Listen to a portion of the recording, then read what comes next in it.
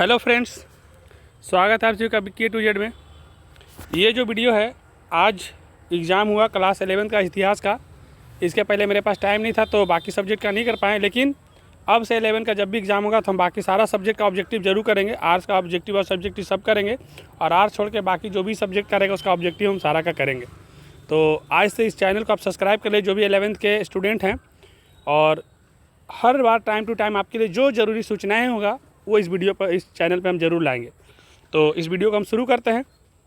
पहला क्वेश्चन आया था इतिहास में कि उत्तरी मेसोपोटामिया के मैदान में खेती की शुरुआत कब हुई थी। तो उत्तरी मेसोपोटामिया में खेती की शुरुआत हुई थी 3000 ईसा पूर्व, मतलब 3000 ईस्वी पूर्व में हुई थी। तो इसको लगाएंगे 3000 BC में।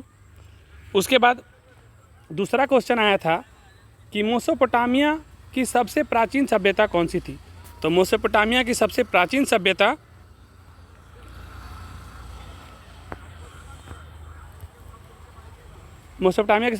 सभ्यता सुमेर की सभ्यता थी। आंसर आप बी लगाएंगे। उसके बाद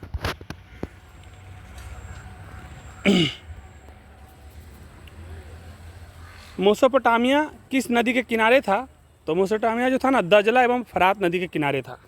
तो 3 का आंसर डी लगाएंगे।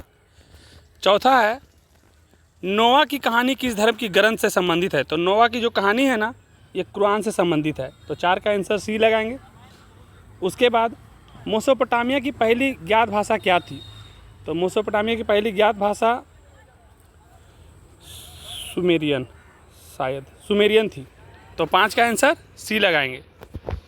उसके बाद मेसोपोटामिया में लेखन कार्य की शुरुआत कब हुई थी। तो 3200 ईस्वी पूर्व, मतलब 3200 ईसा पूर्व में मेसोपोटामिया में लेखन कार्य की शुरुआत हुई थी। उसके बाद क्वेश्चन नंबर 7 में आएंगे।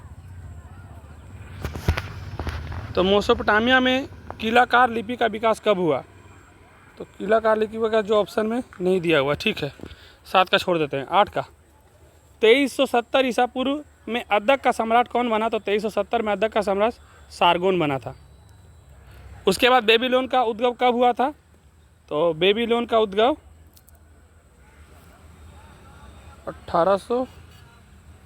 2000 ईसा पूर्व में, 2000 ईसा पूर्व में होता बेबीलोन का।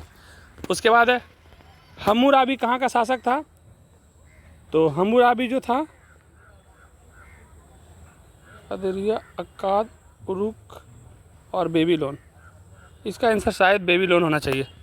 तो 10 का आंसर बी कर लीजिएगा।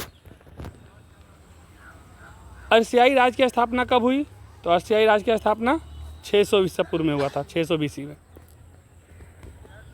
सिकंदर ने बेबीलोन को कब जीता। 331 ईसा पूर्व में। तो 12 का आंसर डी कर लीजिएगा। 13 में है कि एक विशाल नगर के रूप में उरुक का विकास कब हुआ। तो 4000 ईसा पूर्व में। बेबीलोन नगर का प्रमुख देवता कौन था। मर्दुक, उनका नाम था मर्दुक। उसके बाद झूलते बाग की सभ्यता की देन है। तो बेबीलोनिया की देन है। झूलते बाग किसका देन है। बेबीलोनिया का देन है। किस नगर से वार का शीर्ष मिला है। उरुक से।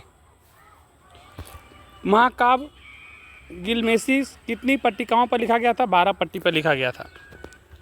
एनमार्कर किस शहर का शासक था। उरुक का शासक था।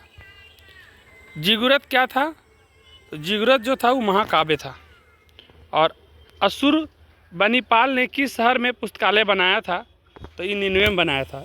20 का आंसर आप ए लिख लेंगे। और ये लास्ट पेज का PDF पे ऑब्जेक्टिव का। उसके बाद सब्जेक्टिव के लिए आप कमेंट करेंगे तो भी ला देंगे। जियुसरुद या उतनपिस्टिम कौन था। तो वो शासक थे, रूलर। मेसोपोटामिया में पुरातात्विक खोज की शुरुआत कब हुई। तो मेसोपोटामिया में पुरातात्विक खोज की शुरुआत 1840 में हुई थी। मेसोपोटामिया शब्द का निर्माण किस भाषा में हुआ था। तो ग्रीक भाषा में हुआ था, उसको यूनानी बोल सकते हैं। तो 23 का आंसर बी होगा।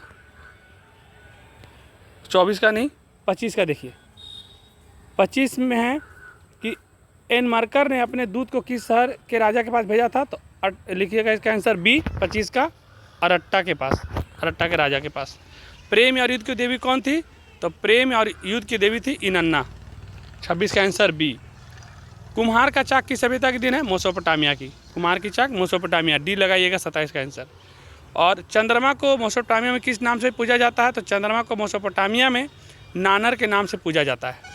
उसके बाद 29, सुमेरिया मेसोपोटामिया के किस भाग में स्थित है?